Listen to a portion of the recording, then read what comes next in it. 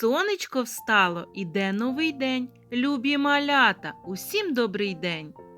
Сьогоднішнє заняття розпочнемо з відгадування загадок. Послухайте. Має ніжку, має шапку, але не грибок. Руки в нього віти і шелестять на ньому діти. Так, малята, це дерево. Послухайте наступну загадку. Ніжок багато має, ручок багато має, з деревом дружить, вітами шелестить та високо не достане.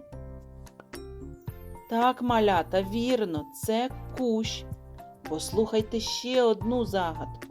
По ній босоніж ходиш ти, зелена, ніжна, запашна, лоскоче ноги дітворі, а зветься зеленця. Молодці, трава! Сьогодні на заняття ми будемо говорити про дерева, кущі і трави.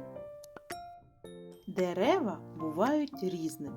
На деревах, на яких ростуть листочки, називаються листяні. Дерева, на яких ростуть голочки, називаються хвойні. А ще є листяні дерева, які плодоносять. Давайте їх назвемо.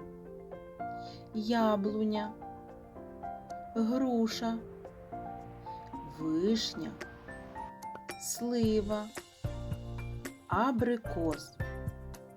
Діти, скажіть, будь ласка, яблучко, груша, вишня, слива, абрикос. Це все одним словом. Як називається?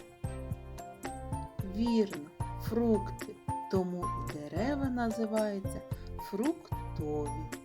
Чим же кущі відрізняються від дерев? Дерева високі, а кущі низенькі.